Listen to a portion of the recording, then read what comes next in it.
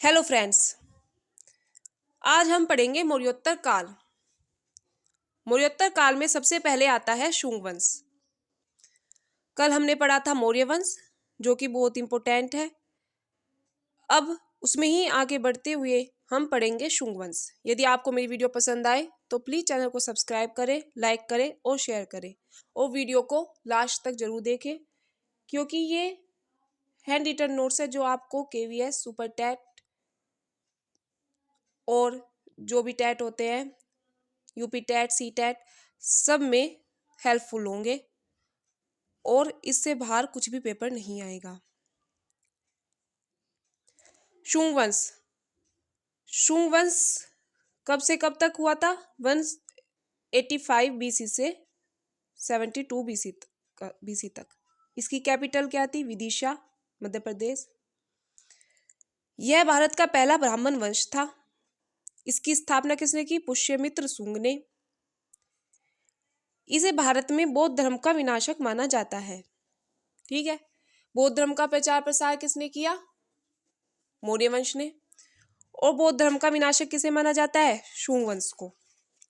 इसने 2 अश्वमेध यज्ञ का आयोजन करवाया, पतंजलि द्वारा 2 अश्वमेध यज्ञ का आयोजन कराया गया।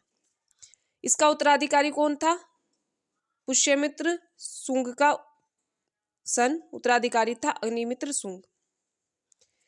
इसके जो सोर्स मिलता है हमें, वो कहाँ से मिलता है? उपन्यास से।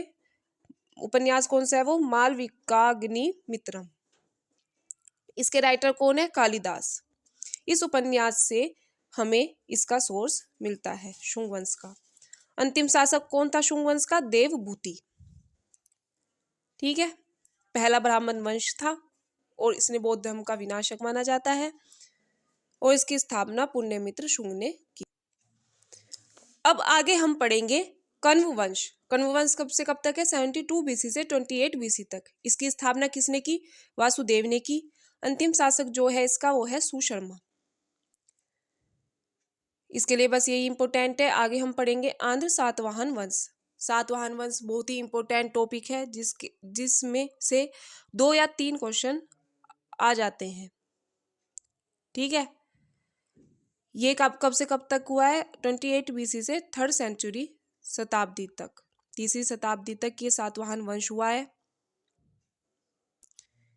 इसकी कैपिटल प्रतिष्ठान महाराष्ट्र है। इसकी स्थापना सिमुक ने की। इसका ग्रेटेस्ट रूलर कौन है?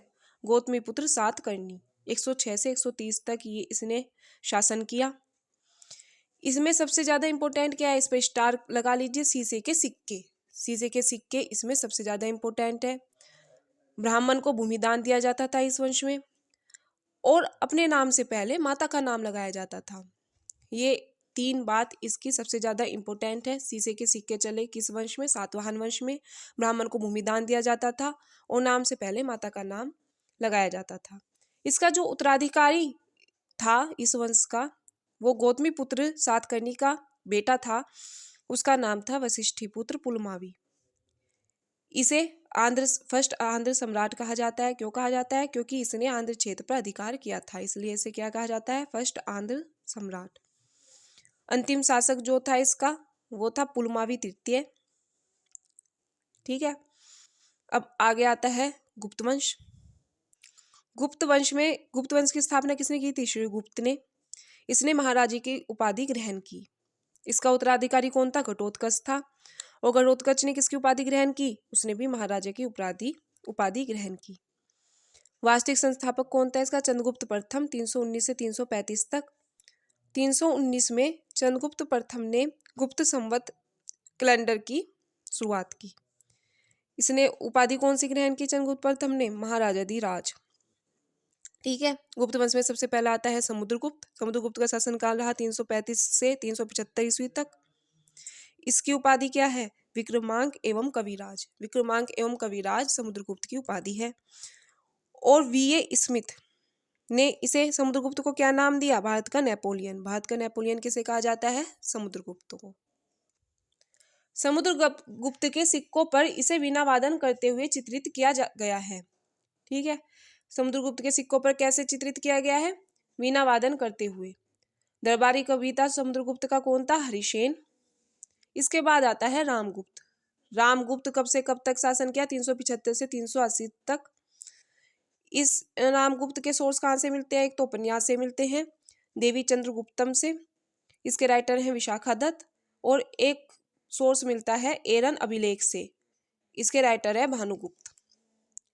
इससे अगला शासक आता है चंद्रगुप्त द्वितीय। चंद्रगुप्त द्वितीय ने कब से कब शासन किया? 380 से 413 तक। ये एक महान शासक था और अपने दरबार में नवरत्न रखने वाला प्रथम शासक था। इसने ही नवरत्न रखने की प्रथा आरंभ की, जैसे कि फिर बाद में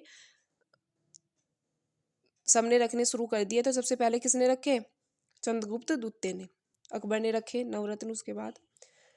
399 एडी में इसके शासनकाल में एक प्रसिद्ध चीनी यात्री भारत आया जिसका नाम था फाहियान। ठीक है, इसने विक्रमादित्य और परम भागवत की उपाधि ग्रहण की। विक्रमादित्य भी इसे ही कहते हैं और परम भागवत भी इसे ही कहते हैं। कुमारगुप्त ने कब से कब तक शासन किया? 413 से 454 तक। 413 ईस्वी में नालंदा विश्वविद्यालय की स्थापना की कुमारगुप्त ने, और इसकी उपाधि क्या है? महेंद्रादित्य।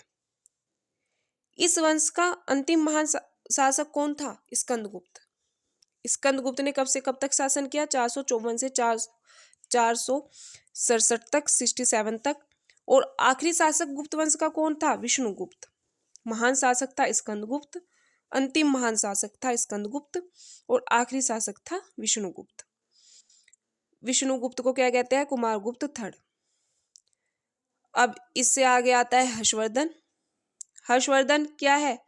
हर्षवर्धन जो है हमारा भारत का अंतिम हिंदू शासक माना जाता है। ये अंतिम हिंदू शासक था और इसने कब से कब तक शासन किया? 606 से 647 तक। ये पुण्यभूति वंश का शासक था। कौन से वंश का था ये? पुण्यभूति वंश का शासक था। इसकी पहली राजधानी हरियाणा का थानेश्वर थी और सेकंड राजधानी यूपी का कन्नौज थी। ठीक है, 606 में हर्ष संवत इसने प्रारंभ किया। इसने उपाधि कौन सी ग्रहण की? शीलादित्य। इसके शासनकाल में भी एक प्रसिद्ध चीनी यात्री भारत आया जिसका नाम था ह्वेन सांग। ठीक है, एक प्रसिद्ध चीनी यात्री किसके शासनकाल में आया? चंद्रगुप्त द्वितीय के। या फिर किसके शासनकाल में आया? हर्षवर्धन के। ह्वेन सांग की एक बुक भी प्रसिद्ध है जिसका नाम है सीयू की। ठीक है, हर्षवर्धन का दरबारी कवि कौन था? बाणभट्ट। बाणभट्ट की एक बुक ये दो बुक है जो प्रसिद्ध है, हर्षचरित और कादम्बरी। हर्षवर्धन ने भी बुक लिखी जिनके नाम है रत्नावली, नागानंद, प्रियदर्शिका। हर्षवर्धन को पराजित करने वाला एकमात्र शासक था पुलकेशिन द्वितीय। ठीक है, बस वो ही उसे पराजित कर पाया था। ठीक है, ये हमने कुछ वंश पढ़े जो कि बहुत ही इंपॉर्टेंट है पेपर के लिए, सी-टेट, यूपी-टेट, सुपर-टेट, केवीएस सबके लिए।